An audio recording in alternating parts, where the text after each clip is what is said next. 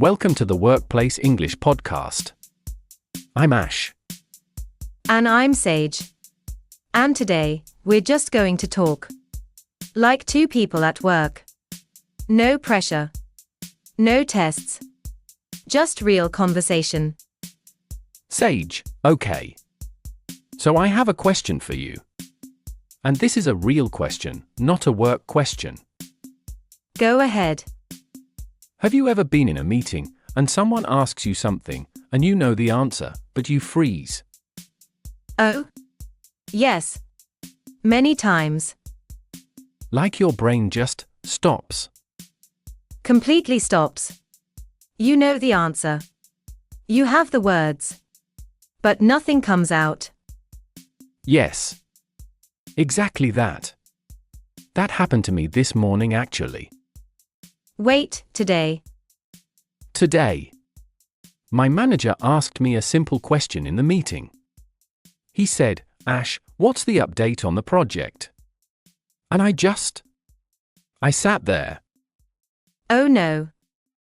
For maybe 3 seconds. Which felt like 3 minutes. 3 seconds in a meeting feels like a very long time. It really does. Everyone is looking at you. The silence is loud. And then what happened? I said, the project is on track.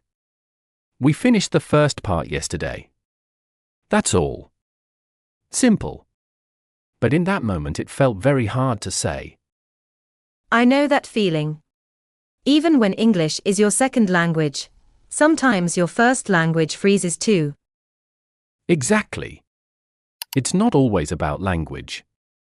It's about confidence. Yes. Confidence at work is its own skill. And that's actually what we're talking about today. Confidence at work. Speaking up. Using English without fear. Real conversations that you can actually use tomorrow at your job. Not theory. Not grammar rules. Just real words. Real situations. Exactly. So if you're listening right now, maybe on your commute, maybe after work, maybe with your coffee, just relax. You don't have to memorize anything today. Just listen. That's enough. Listening is already learning. And Sage, I saw this interesting topic today. About workplace English conversations. 30 different situations. Common things that happen in any office, any job. 30 situations. Yes. Things like greeting your manager. Joining a meeting late. Asking for help. Saying no politely. Giving feedback. All the small moments that feel difficult. Those small moments are actually the most important ones. I think so too. Because your performance review happens once a year. But those small conversations? They happen every single day. Every single day. And they add up. They really do. So today let's walk through some of those moments. Naturally. Like we're just two co-workers talking about work. Which we are. Which we are. Okay. Sage, let's start with mornings. Mornings at work. Because mornings are when a lot of people feel the pressure first. You arrive at the office. Or you join the video call. And the first thing you need to do is say something. Hello. Good morning. Something. And sometimes even good morning feels complicated. Which sounds strange to say out loud. No, I understand. When you're nervous, even simple words feel heavy. So let's talk about it. The greeting. The first few words of the day. What do you actually say? Well, it depends. If it's a casual office, you can just say morning. Short. Simple. Morning is enough. You don't have to say good morning every time.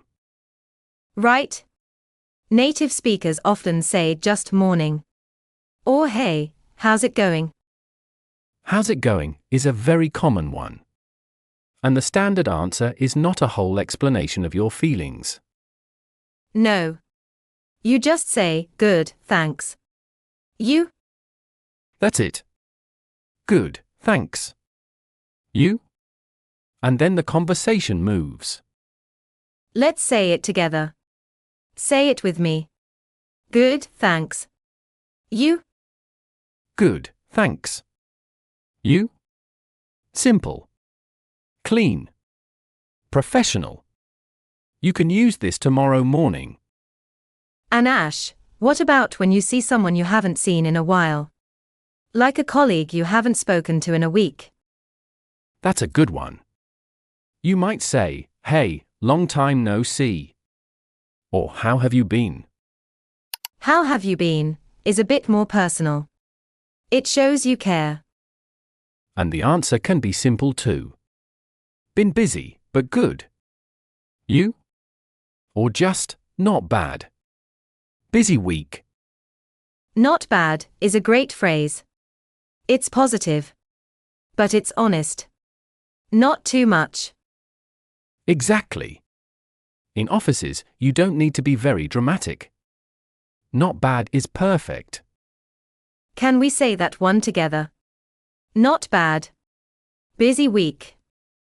Not bad. Busy week. Try it with me. Just quietly, wherever you are. Not bad. Busy week. Perfect. And you know what, Ash, even just practicing these short phrases matters. Because when the moment comes at work, your mouth already knows the words. That's actually how confidence builds. Not from thinking about words. From repeating them quietly until they feel natural. Slowly. Without pressure.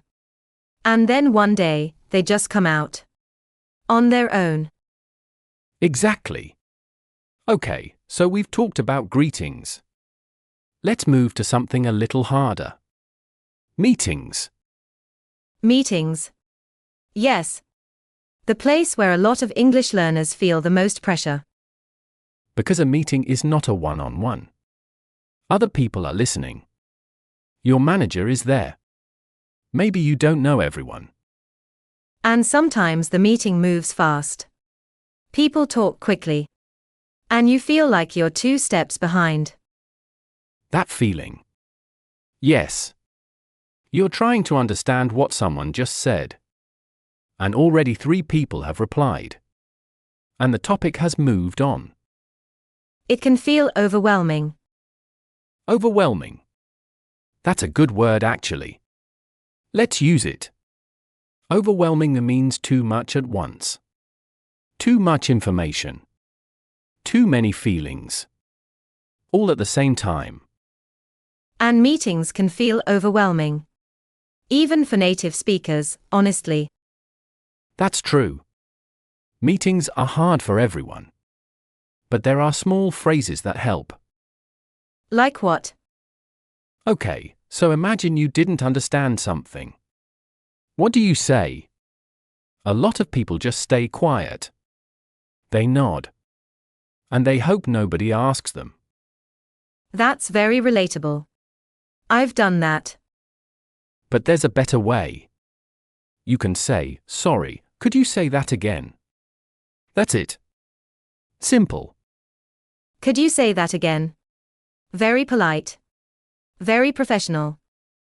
Or if you understood the words but not the meaning, you can say, sorry, I just want to make sure I understand.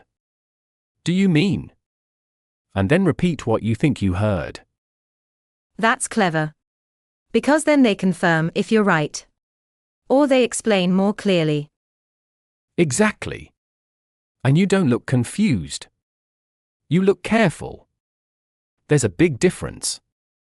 Careful and confused are not the same thing. Not at all. Careful means you're paying attention. That's actually a good thing. Ash, what about when you want to share your idea in a meeting? That's where I get nervous sometimes. That's a great one. How do you jump into a conversation? Especially when other people are talking. I usually wait. And then the meeting ends and I never said anything. I know. That's a common thing. But there are small phrases that help you enter the conversation smoothly. Like what?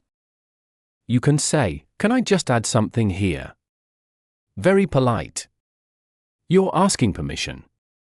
Most people will stop and listen. Can I just add something here? I like that. It's not aggressive. It's gentle. Or you can say, "Actually, I had a thought about this." That's another way. Actually, I had a thought about this. Let's try that together. Say it with me. Actually, I had a thought about this. Actually, I had a thought about this. Say it quietly. Practice the sound. The rhythm. The rhythm matters. English has a rhythm. And when you practice, your mouth remembers. And Sage, here's something important. You don't have to say a perfect idea. In meetings, people say imperfect things all the time. That's so true. I've heard some very bad ideas in meetings. Very confidently delivered bad ideas. With full confidence. Full eye contact. Complete certainty. And people respected them anyway. Because the delivery was confident. So it's not about perfect English. It's about saying something with a clear, calm voice. Exactly. Clear and calm. That's the goal. Not perfect. Clear and calm. Take a breath. Just take a breath right now. No rush.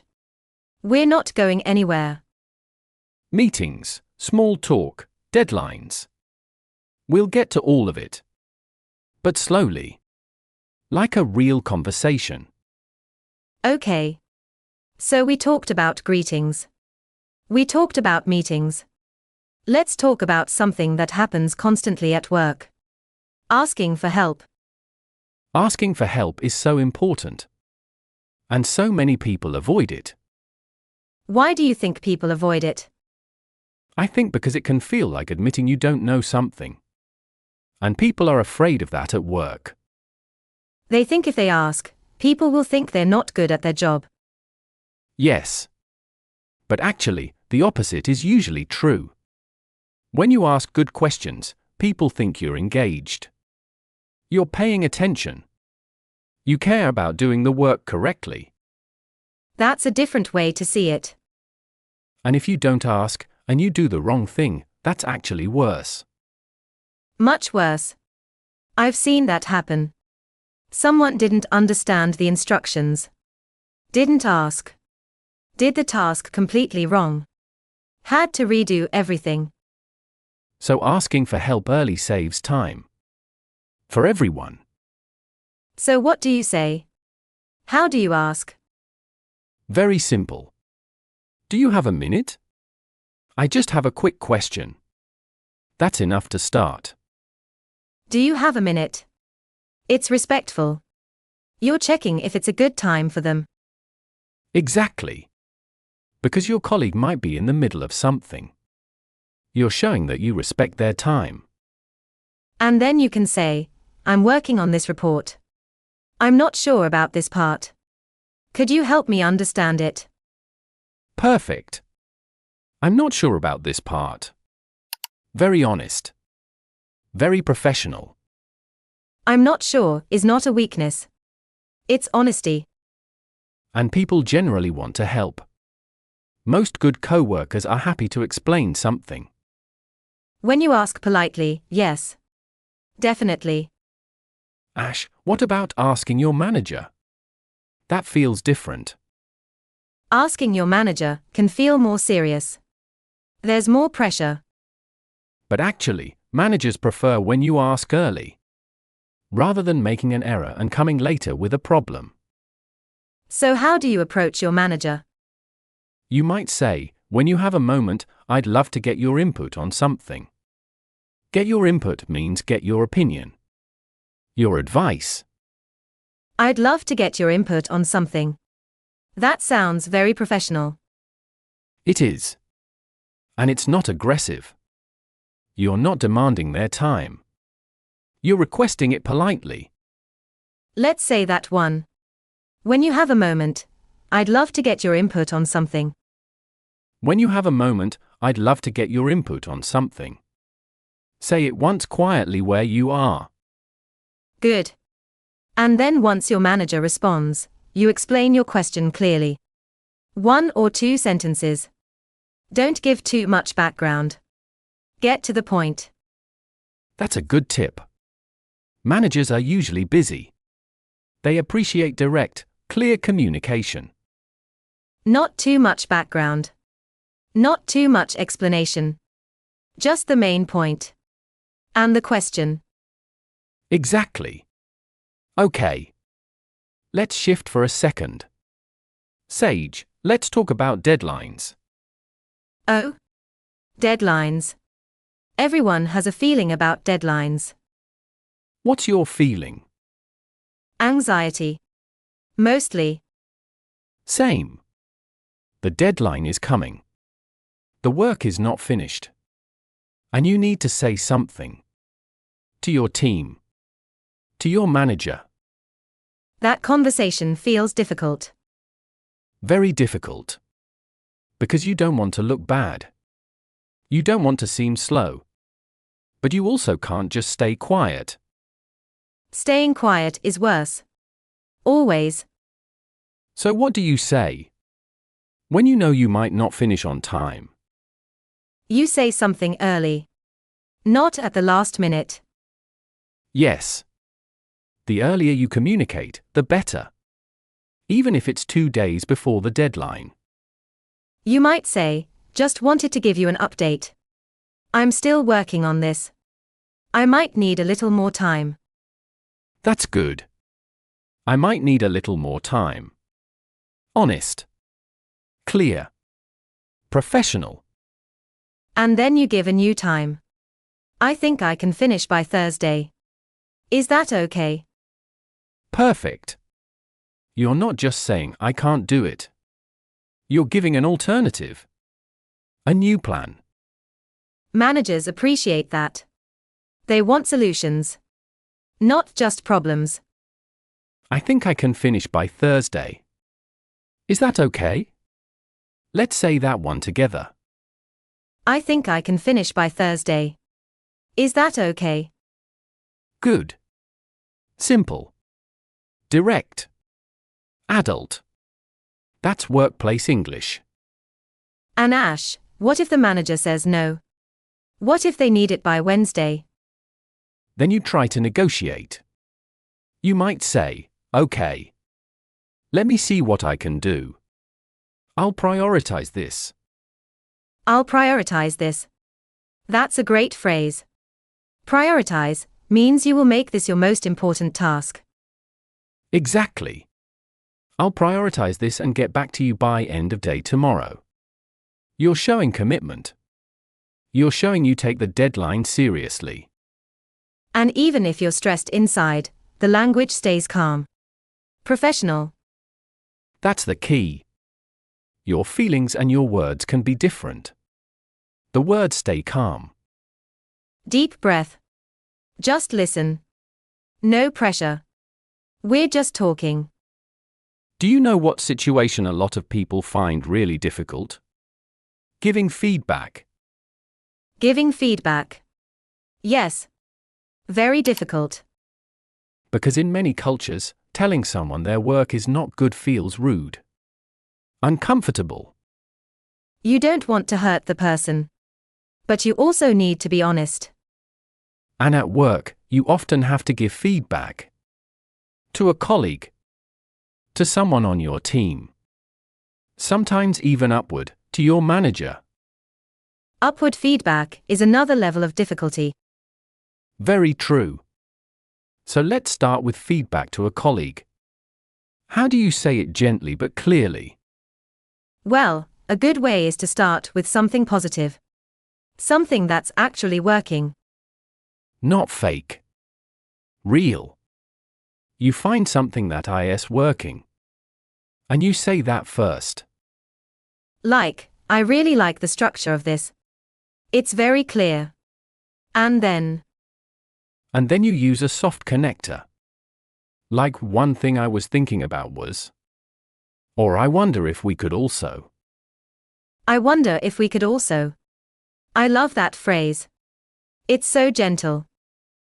It doesn't feel like criticism. It feels like a question. A suggestion. I wonder if we could make this section a little shorter. What do you think? Perfect. What do you think is important? You're inviting them, not telling them.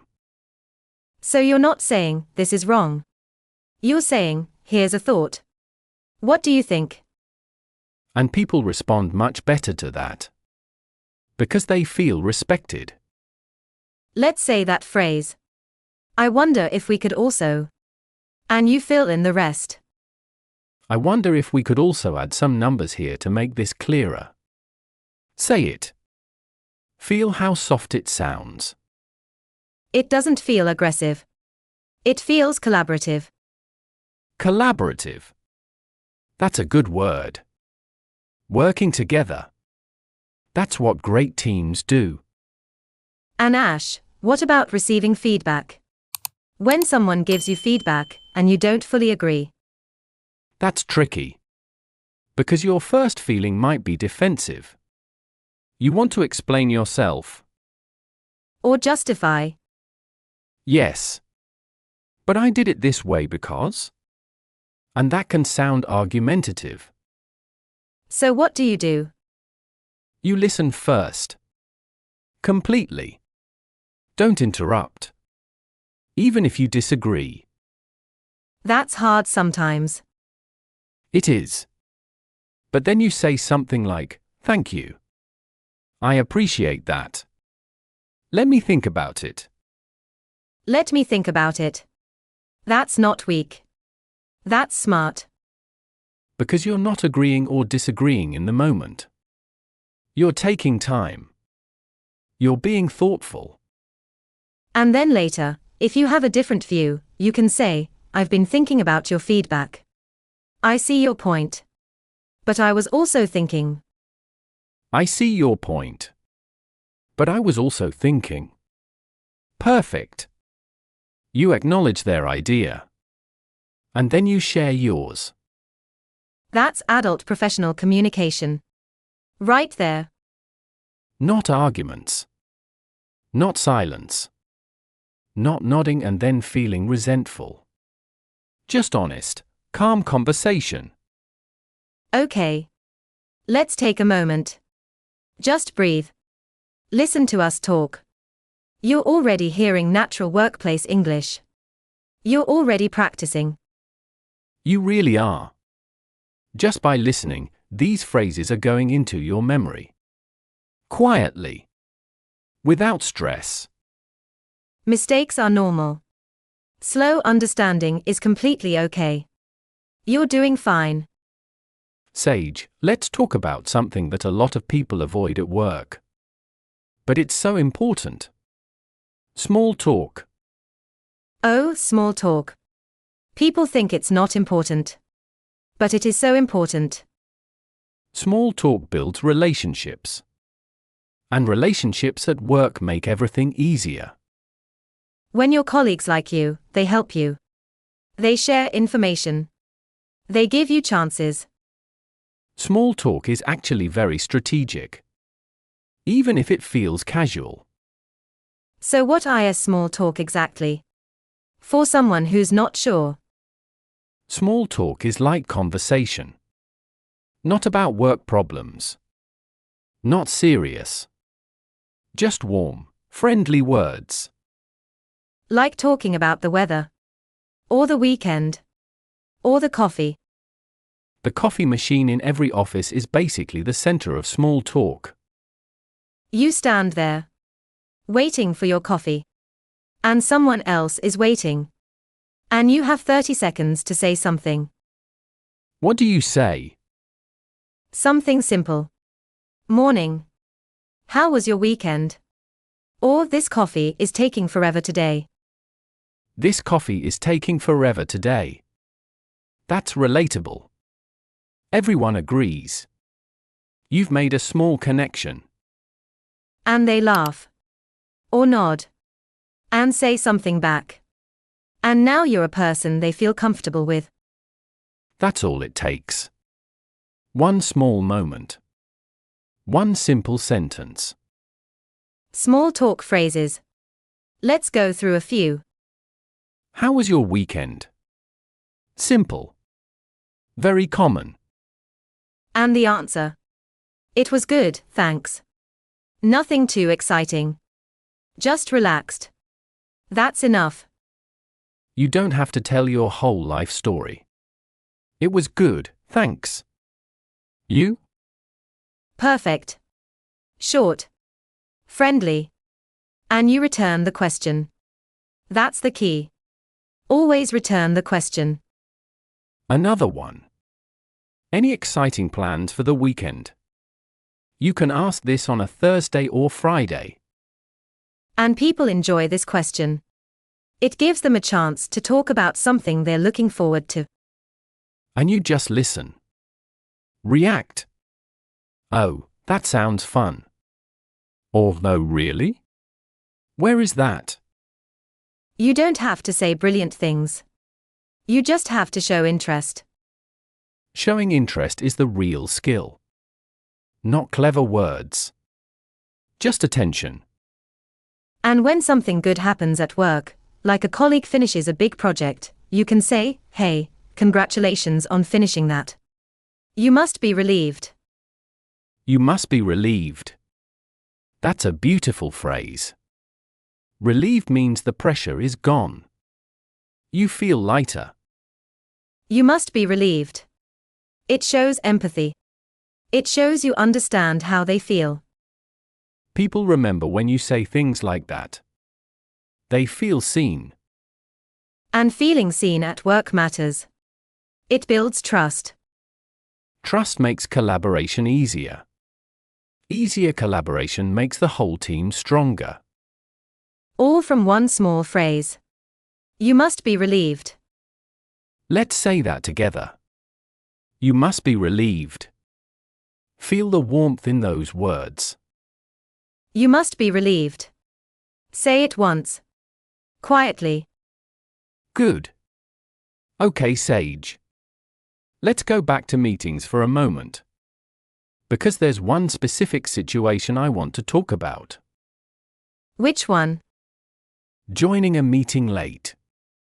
Oh yes. This happens to everyone. You rush in. Or you join the video call a few minutes after it started. Everyone's already talking. You feel awkward. And then the worst thing happens. People look at you. Or in a video call, it says your name joined. And everyone sees. And you feel embarrassed. So what do you do? You say very simply, "Sorry I'm late. Please continue." And you sit down. Or you turn your camera on. And you listen. Sorry I'm late. Please continue. Short. Clean. Professional. You don't need a long explanation. The traffic was terrible and then I couldn't find parking and then my phone. Nobody needs all of that. Just 2 words. Sorry I'm late. And move on. In video calls you can also type it in the chat. Sorry, just joining. Please continue. Even quieter. Less disruption.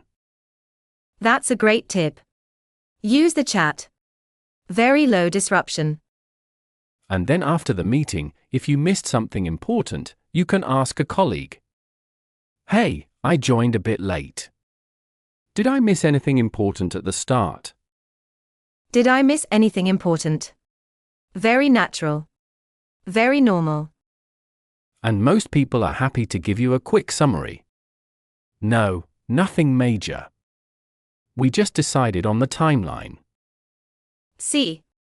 One simple question. And you're back in the loop. In the loop means you have the information. You know what's happening. You're not left out. In the loop. That's a great workplace phrase. You can also say, keep me in the loop. Keep me in the loop. Use that when you want someone to continue updating you. On a project. On a situation. Like, I'm going to be out next week. Can you keep me in the loop on the project? Perfect. Can you keep me in the loop? Let's say it.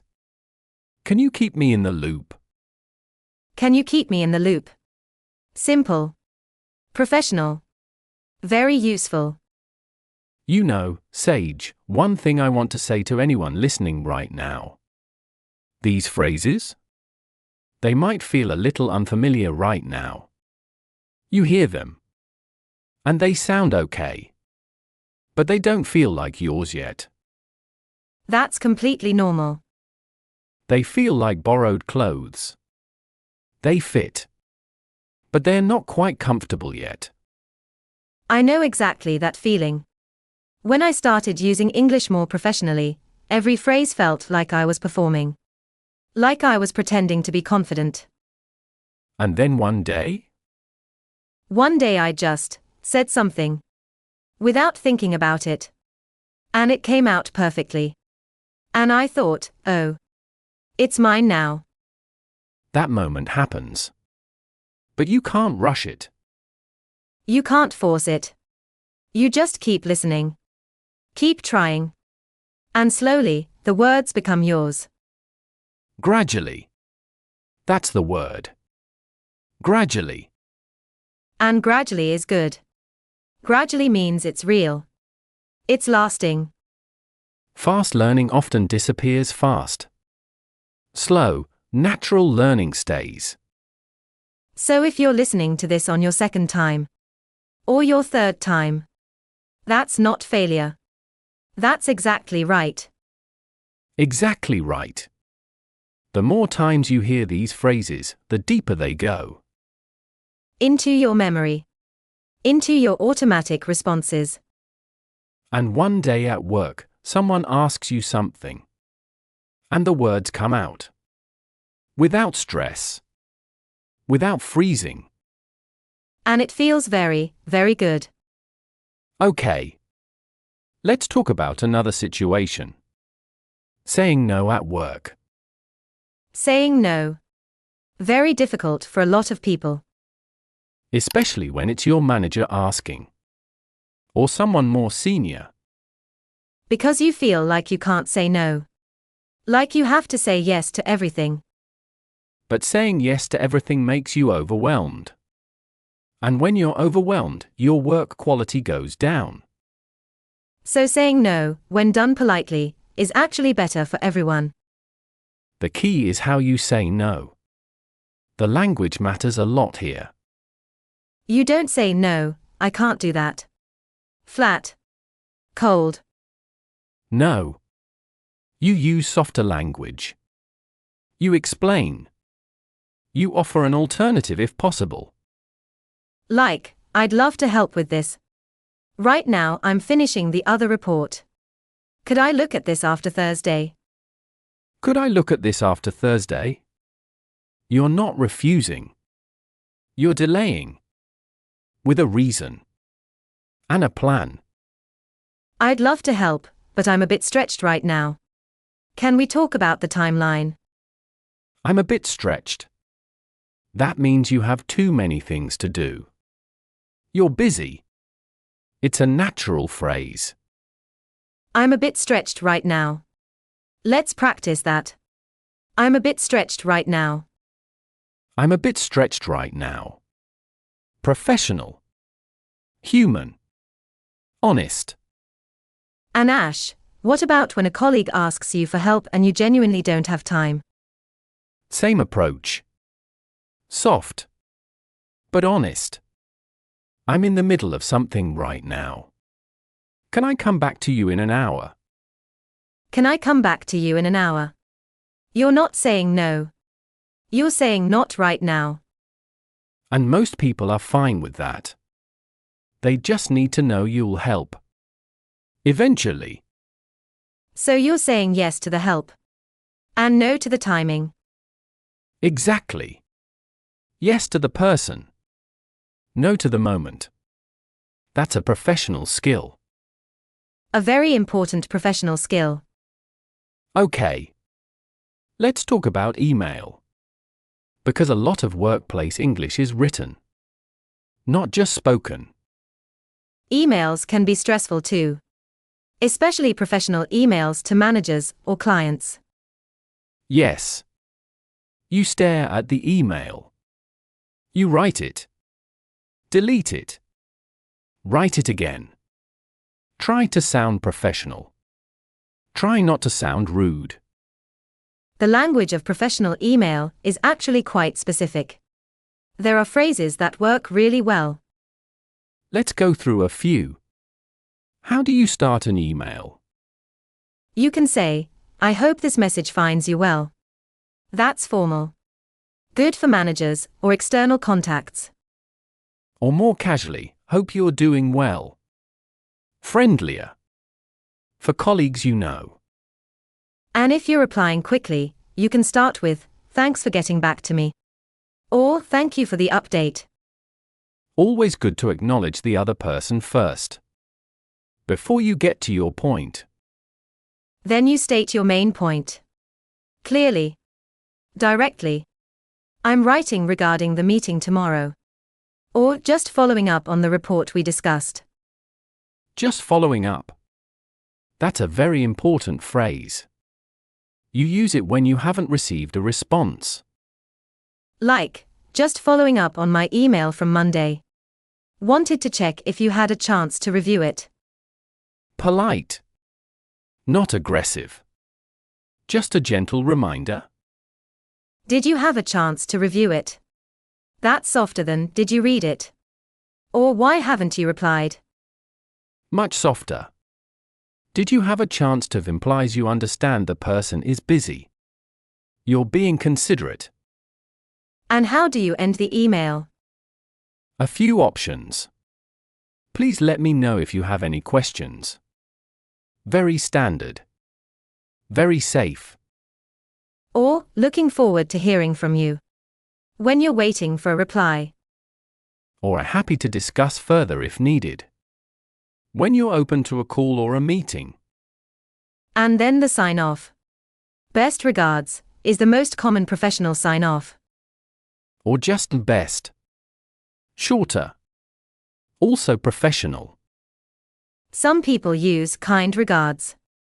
That's also formal and warm. Thanks worth many thanks is warmer.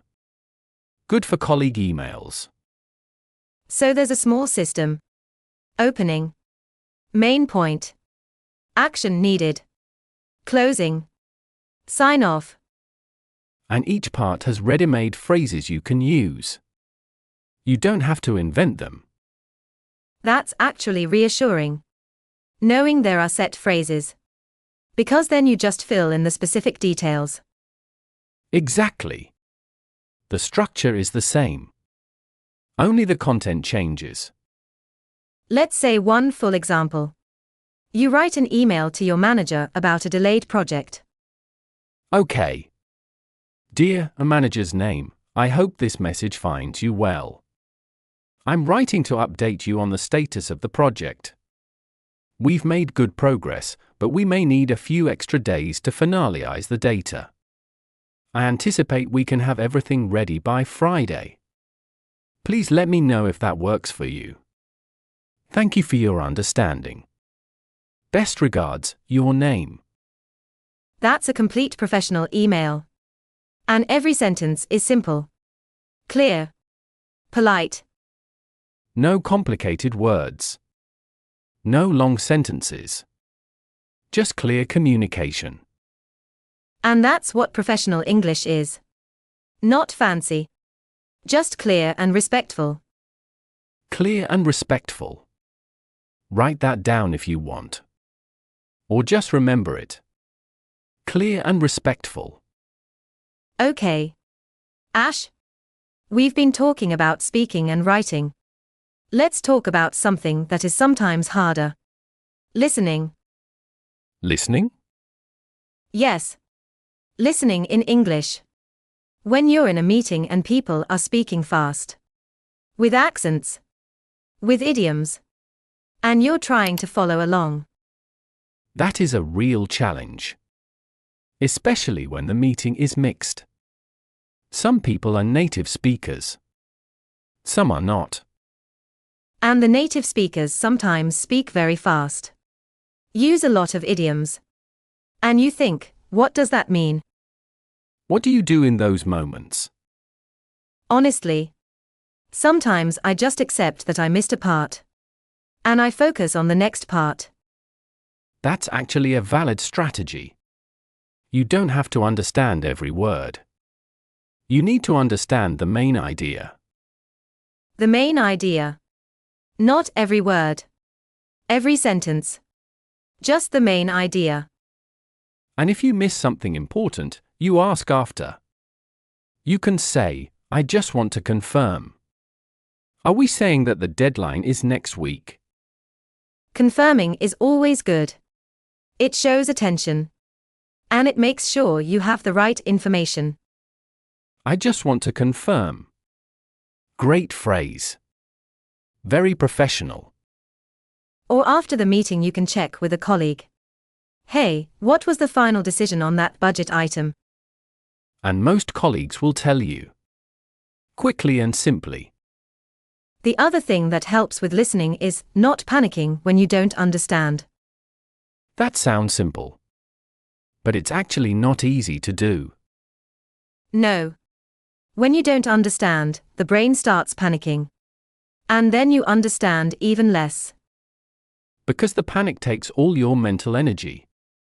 And there's nothing left for listening. So the trick is to stay calm. Keep breathing. Keep listening. The meaning often becomes clear from the context. Context. That's an important word. Context means the words and situation around the thing you don't understand. It gives you clues. Like if someone in a meeting says, we need to circle back on this. You might not know, circle back. But the context is clear. They are saying, let's talk about this later. Exactly. Circle back means to return to something. Later. Let's circle back on this next week. And you figured that out from context. Without a dictionary. Without stopping the meeting. That's natural language learning. Using context. Using logic. Using what you already know. And it works. It actually works. Okay. We've been talking for a while now. And I want to check in. Do you use any of these phrases at work? That's a good question for our listener. Do you? Have you used any of these at your job before? Maybe. Sorry, could you say that again? You've probably used that. Or, I'm a bit busy right now. In your own language, yes. In English. Maybe not yet. And that's okay. That's exactly why we're here. These phrases are waiting for you. When you're ready. No pressure. No rushing. They'll be here. Let's talk about one more important workplace situation. Performance reviews. Oh, performance reviews. Big topic. This is the meeting where your manager tells you how you're doing. And you can also share how you feel about your work. Your progress. Your goals. This conversation can feel very high pressure. In any language. Yes. But there are phrases that make it easier. That make you sound confident. Even when you're nervous inside. Let's start with what your manager might say. And how to respond. Your manager might say, how do you feel your performance has been this quarter? And you might freeze. Because it's a big question. About yourself. So you prepare a short answer. Something like, I think I've made good progress on the project. I'm proud of how we handled the tight deadline last month. I'm proud of how we handled the tight deadline. That's honest. Positive. Professional. You can also say, there are areas I want to improve. Like speaking up more in meetings. I'm working on it. Acknowledging a weakness and a plan to improve. That's strong. Managers respect that. I'm working on it. Those 3 words show self-awareness. An effort. And if your manager gives you praise, don't just say thank you and look at the floor. What do you say? Thank you. I really enjoyed working on that. The team was great. Nice. You accept the praise. And you share the credit. Sharing credit is very well regarded in professional environments. It shows humility and teamwork. Humility. That means you don't put yourself above others. You recognize the team. And that makes people like working with you. And that matters. A lot. One more. Your manager might ask, what are your goals for next year? This question is actually a gift. Because you can tell your manager exactly what you want. You can say, I'd like to take on more responsibility in the planning stage. And I'm hoping to develop my presentation skills. I'd like to take on more responsibility. That shows ambition. But in a respectful, calm way. Not I want a promotion now. But I'd like to grow in this direction. Managers appreciate employees who know what they want. And can express it clearly. So prepare these answers before your review. Just 2 or 3 sentences for each question. You don't need a speech. 2 or 3 sentences. Clear. Calm. Honest. And if you're nervous in the moment, it's okay to pause. You can say, let me think for a second. That's completely professional. Let me think for a second. Yes. You're not unprepared. You're being thoughtful. And managers appreciate thoughtfulness. Much more than a fast, careless answer. Ash, I want to go back to something we said at the beginning. About freezing. About freezing? Yes. You told us about your meeting this morning. You froze. But then you said something. I said, the project is on track. We finished the first part yesterday. Simple. Clear. Professional. And that was enough.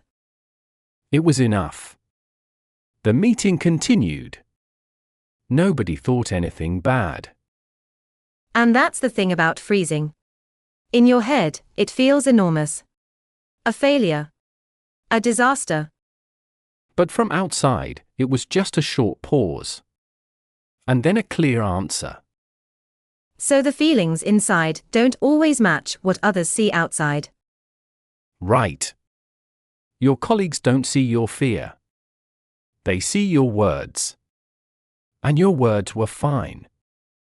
Your words are almost always fine. Even when they don't feel fine. And the more you practice, the smaller those freezing moments become. They don't disappear completely. Even experienced professionals have moments of hesitation. But the recovery gets faster. You freeze for 1 second instead of 3. And then half a second. And then you don't even notice it anymore. Progress. Real progress. It's gradual. But it's real. And Sage, let's be honest. We talk a lot about speaking. But listening to podcasts like this one, that is practice too. That's real practice. Your ears are practicing. Your brain is recording. Every phrase you hear today, it's going somewhere. It's being stored. Quietly. And later, when you need it, it will be there. Waiting. Like a helpful colleague. Quietly sitting next to you. Ready when you call. I like that. English as a helpful colleague. Not a test. Not a judge. Just a helpful colleague. Take a breath. Just listen for a moment. Take your time. We're not rushing. You're doing fine. Ash? One more situation. I want to talk about working with international teams. International teams. Yes. This is so common now. You're on a call with colleagues from different countries. Different accents. Different speeds of speaking. Different communication styles. And English is the shared language. Even if it's nobody's first language. Which actually makes it easier in some ways. Yes. Because everyone is in the same position. Everyone is using English as a second tool. And nobody is judging your accent. Because they all have accents too. That's important to remember. Your accent is not a problem. It's just part of who you are. Every accent has a story. Your accent shows where you're from. Your history. Your culture. And English absorbs all those accents. There's no one correct English accent. There are many Englishes. And all of them are valid. So when you're on an international call, don't worry about your accent. Worry about being clear. Clarity.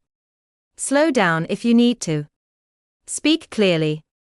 And if you're not understood, don't panic. Just repeat. A little slower. A little differently. What I mean is. That's a useful phrase. What I mean is. When you want to say something again, more clearly. What I mean is we need the final version by Friday. Simple. Clear. Direct. And for international teams, written summaries after meetings are very helpful. Yes. A quick email after the meeting. Just to confirm what we discussed. The deadline is Friday. Sage is handling the report. Ash is reviewing it. That way everyone is clear. No misunderstandings, because of different accents or missed words. Writing is your friend. In international work. Always follow up in writing. Quick. Simple. Clear. And if you're in a meeting and you genuinely cannot understand someone's accent, it's okay to politely say, "Sorry, I'm having a bit of trouble hearing clearly. Could you repeat that?" I'm having a bit of trouble hearing clearly. It's about sound. Not about their English. Much more polite than saying you don't understand them. Could you repeat that? Or sorry, could you say that one more time? These phrases are always acceptable. In any professional setting. No shame. No embarrassment. Just communication. Honest, clear communication. Sage, let's also talk about confidence in job interviews. Because this is where workplace English starts. Before you even have the job. Yes. The interview. Your English in an interview can open doors. Or close them. That feels like a lot of pressure. It is pressure. But there are ways to prepare. And to feel more confident. What's the most common interview question in English? Tell me about yourself. Simple. But actually quite hard to answer. Because it's so open. You don't know where to start. Or where to end. The best answer is structured. 3 parts. Short. What 3 parts? Where you've come from. What you do now. And where you want to go. Simple structure. I've been working in marketing for 3 years. Currently, I manage social media for a small company. I'm looking to grow into a larger team with more responsibility. 3 sentences. Clear. Professional. Complete. That's a strong answer. Not too much. Not too little. And interviews have other common questions. What's your greatest strength? My greatest strength is I work well under pressure. When there's a deadline, I stay calm and focused. Good. Specific. With an example.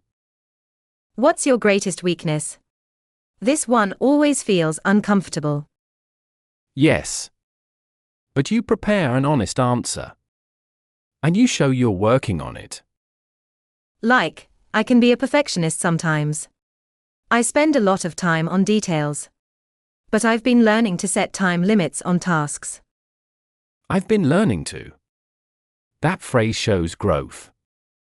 Shows self-awareness. Managers like that. And the last one. Why do you want this job? This one is about research.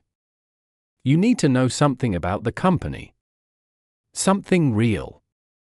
I really admire how this company focuses on customer experience. That aligns with my own values. I'd love to contribute to a team that works that way. I'd love to contribute. Strong phrase. Professional and warm. Contribute means to add value. To help. To be part of the success. I'd love to contribute to this team. Say it. I'd love to contribute. I'd love to contribute. Say it once with confidence. Even quietly, where you are right now. Good. That phrase belongs to you now. Okay. We're getting close to the end. But before we finish, let's do a quick review. Just the most important phrases from today. Morning greeting. Good, thanks. You? Simple. Friendly. Meetings. Can I just add something here? Polite. Confident. Asking for help. Do you have a minute? I just have a quick question. Deadlines. I think I can finish by Thursday. Is that okay? Feedback. I wonder if we could also. Gentle. Collaborative. Saying no. I'm a bit stretched right now. Can we talk about the timeline? Emails. Just following up. Did you have a chance to review it? International teams. What I mean is.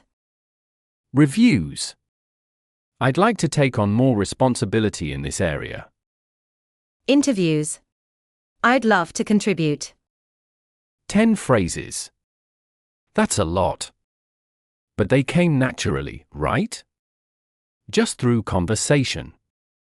That's the thing. You didn't study them. You absorbed them. Through listening. And every time you hear them again, they go a little deeper. Until one day they just come out. Naturally. Without thinking. Because they're yours. Ash? Final thought. Final thought. Speaking English at work is not about being perfect. It's about being understood. And being understood doesn't require perfect grammar. Perfect vocabulary. Perfect accent. It just requires honesty. Clarity. And a little courage. A little courage. Because every time you say something in English at work, you're being brave. Even if it's just good morning. Brave. Even if it's, do you have a minute? Brave. Every word is a step. And steps become a journey. And journeys become the story of someone who didn't give up. And that's you. The person listening right now. You didn't give up. You're here. Listening. Practicing. Growing. Quietly. Without pressure. Gradually. And that is enough. You are doing fine. This is Ash. And this is Sage. From the Workplace English Podcast. Keep listening. Keep practicing. And we'll see you at work. Take care. Take care.